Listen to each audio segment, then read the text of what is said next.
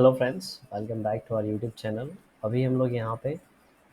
Aditya Birla capital limited की analysis करेंगे और इसके एनालिसिस में हम लोग देखेंगे इसका आगे आने वाले समय में कैसा मोमेंटम हो सकता है। ये ऊपर जाएगा या फिर नीचे गिरेगा। इन सभी चीज़ों को टेक्निकली हम लोग यहाँ पे एनालाइज करने वाले हैं। तो फिलहाल मैंने आपके सामने मंथली टाइम फ्रेम पे चार्ट लगा रखा है और मंथली टाइम फ्रेम पे हम देखते हैं क्या सिनारियो है। एक चीज़ हम लोग को क्लियरली नज़र आ रही होगी कि ये जो 200 का लेवल है ये काफ़ी इंपॉर्टेंट रोल प्ले कर रहा है, क्योंकि जिसकी लिस्टिंग के बाद ये ऐसा पॉइंट था जहाँ से सेलिंग ट्रिगर हुआ था और ये सेलिंग बहुत लंबा चला। ठीक है, सेलिंग चलने के बाद ये यहाँ पे यू टाइप पैटर्न बना रखा है। ठीक है, यू टाइप पैटर्न बनाया, जैसे 200 तक ये यहाँ पे नो डाउट बहुत तेज़ी से गया है 200 के आसपास। अभी यहाँ पे 200 के पास ये हॉल्ट कर रहा है, या फिर बोल सकते हैं एक प्रॉफिट बुकिंग चल रही है यहाँ पे, जो कि बहुत ज़्यादा ज़रूरी है। क्योंकि जब तक कोई भी शेयर ऐसे गया है तो जिन लोगों ने इन लेवल्स पे पोजीशन बनाया है, फिर या इन लेवल्स पे फ्रेश पोजीशन बनाया होगा, वो भी यहाँ पे प्रॉफिट बुकिंग कर रहे हैं। अगर यहाँ पे प्रॉफिट बुकिंग हो रही है उसके बाद फिर से 200 का लेवल ब्रेक हो रहा है, मतलब यहाँ पे जो है मैक्सिमम फ्रेश बायर आए हैं। ठीक है, जब भी कोई फ्रेश बायर आया होगा तो उसको 200 के आसपास जब ये एंट्री करेगा इस लेवल में, तो 200 के आसपास कोई प्रॉफिट मिलेगा नहीं। प्रॉफिट किस लेवल को मिलेगा, तो अगर देखेंगे 260 या फिर इसके ऊपर जब जाएगा तब अच्छा खासा उन लोगों को प्रॉफिट मिलेगा। और अगर मान लेते हैं यहाँ पे 20-40 रुपीज़ का एसएल प्लेस करते हैं तो 200 से 80-240 1:2 उनका टारगेट होगा। तो इस तरीके से ये फिर भाग सकता है। ठीक है, आने वाले समय में ये हो गया। अगर यहाँ पे 200 का लेवल यहाँ पे मान लेते हैं 160 है, ये एक ब्रेकआउट लेवल है और भी सेलिंग चल रही है, तो 160 के आसपास आके फिर से यहाँ पे एक रेंज बना के अगर ऊपर की ओर निकलता है 200 को ब्रेक करता है, तो यहाँ से हम लोग 280 या फिर 300 का जो राउंड लेवल है उसको एज ए टारगेट मान के चल सकते हैं। ये हो गया फर्स्ट पॉइंट। सेकेंड पॉइंट हम मान लिया, जैसा कि अभी हमने बात किया यहाँ पे कि अभी जिस तरीके से 2 मंथ यहाँ पे रुका था, अभी तीसरे मंथ इसको ब्रेक करेगा। राइट, तो यहाँ पे 20 रुपीज़ का रेंज है, ब्रेक करेगा तो 160 का टारगेट दिख रहा है, जो कि क्लियरली हमें पता चल रहा है एक ब्रेकआउट लेवल है और ये यहाँ पे फर्स्ट टाइम आएगा इस सपोर्ट के आसपास। तो यहाँ से बाउंस बैक देगा और फिर एक नया यहाँ पे चैनल बन सकता है 40 रुपीज़ का। तो ऊपर वाली बातें वैसी ही रहेंगी और नीचे अगर इसको ब्रेक करता है तो जो हमारा मेन और इम्पोर्टेंट लेवल जो नीचे की ओर है वो है 140 का। ठीक है, 140 का इंपॉर्टेंट लेवल है, क्योंकि 140 से ये 60 पॉइंट ऊपर गया है, बिकॉज इसके पहले देखेंगे कहीं ना कहीं ये 80 से 140 को टच किया था। तो यहाँ पे रेंज कितने का बना था दोस्तों, यहाँ पे रेंज बना था 60 रुपीज़ का। 140 ब्रेक किया तो हमें टारगेट कितना दिया, 60 रुपीज़। राइट, तो यहाँ पे 60 के पास अगर इस लेवल के आसपास फिर से आता है तो ये फिर इसी बॉक्स में आ जाएगा, और जिस तरीके से यहाँ पे ये दो बॉक्स बने हुए हैं इन द सेम वे यहाँ पे एक बॉक्स बन सकता है। लेकिन मुझे लगता है इसको यहाँ पे 160 के आसपास रुकना चाहिए, उसके बाद यहाँ पे ऊपर की ओर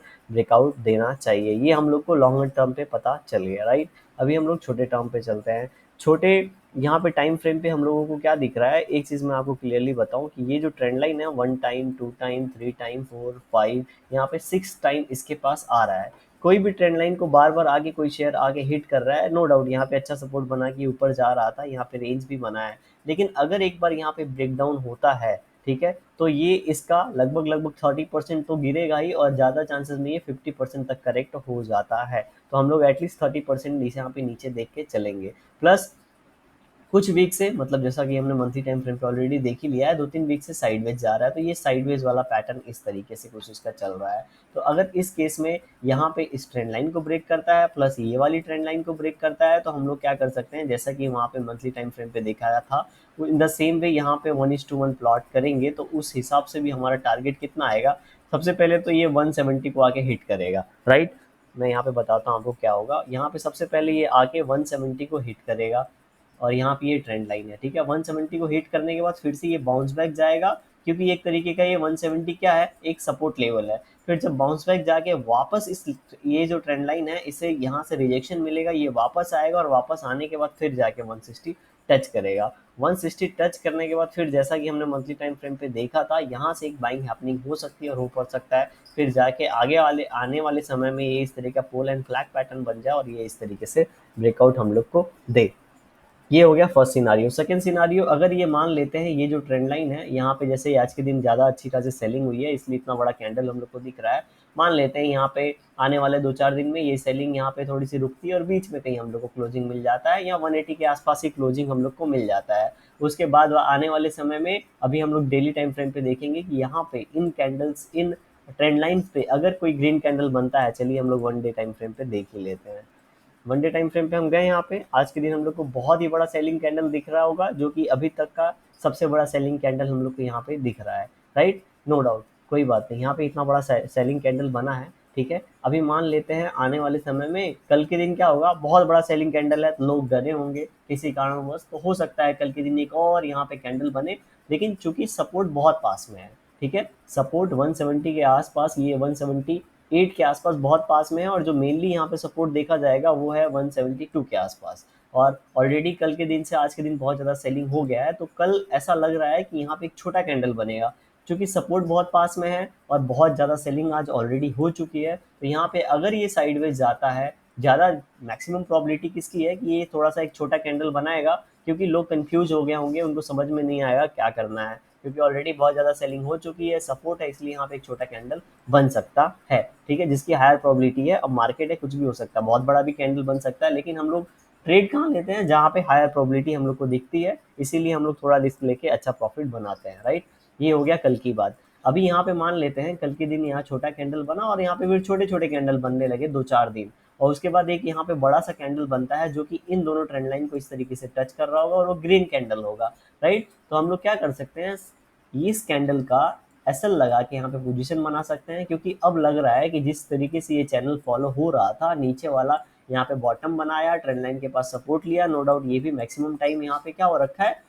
टच कर रखा है नीचे वाली ट्रेंड लाइन को, मतलब नीचे वाले सपोर्ट को, तो यहाँ पे हम लोग क्वांटिटी 100% की जगह सीधे 30% पे ला देंगे। क्यों? क्योंकि अगर फर्स्ट सेकेंड थर्ड टाइम होता तो हम लोग को समझ में आता ऊपर क्यों निकलेगा, और ये वाली ट्रेंड लाइन पे भी मैक्सिमम बार टच कर चुका है, इसीलिए हम लोग 25 से 30% क्वांटिटी में ही अपना पोजीशन बनाएंगे। मतलब अगर 100 रुपए का रिस्क लेते होंगे किसी शेयर में, तो हम लोग कितने 30 रुपए का रिस्क लेंगे, क्योंकि अगर यहाँ से ये ऊपर निकला, ठीक है, तो मैक्सिमम चांस है ऊपर वाले लेवल को भी बार बार हिट किया है, तो इस बार ये ब्रेक कर देगा, अगर ब्रेक करता है तो जैसे कि 200 टच किया था, फिर से ये 200 टच करेगा, और ये जो रेंज यहाँ पे बना हुआ है लगभग लगभग 20 रुपीज़ का, तो 220 का हमारे पास टारगेट निकल के आएगा, वो जाके हिट करेगा, तो एटलीस्ट हम लोग 30%, 30 रुपीज़ का जो रिस्क है उसके सामने हम लोग अच्छा प्रॉफिट यहाँ पे बना पाएंगे। प्लस अगर ऊपर की ओर यहाँ पे ब्रेकआउट दे रहा है, मान लेते हैं आने वाले समय में हमें यहाँ पे पोजीशन बना है 30% क्वांटिटी में, और यहाँ पे हम लोग को एक अच्छा कैंडल ब्रेकआउट कैंडल मिल गया डेली टाइम फ्रेम पे, जो कि अभी तक नहीं दिखा है, तो हम लोग क्या कर सकते हैं, यहाँ पे और क्वांटिटी ऐड करते हैं 60% क्वांटिटी, और 60% क्वांटिटी में यहाँ पे पोजीशन बना है, सबका एसएल हम लोग यहाँ पे प्लेस करेंगे, ऑलरेडी हमारे पास कुछ पैसे होंगे, जो प्रॉफिट होगा नो डाउट, राइट। तो ये जो प्रॉफिट है हमारा, ये 60-100% क्वांटिटी में क्या करेगा, एक रिस्क का रोल प्ले करेगा, तो हमारा ये जो भी ट्रेड हो गया रिस्क फ्री हो गया, तो जो भी प्रॉफिट होगा वो रिस्क फ्री प्रॉफिट होगा, ठीक है। तो इस तरीके से हम लोग प्लानिंग करेंगे तो मैक्सिमम पैसे यहाँ से लेके जाएंगे। हाँ, ये बात जरूर है, हम लोग शेयर्स में इन्वेस्ट कर रहे हैं, तो हमारे पैसे थोड़े धीरे धीरे ग्रो करेंगे।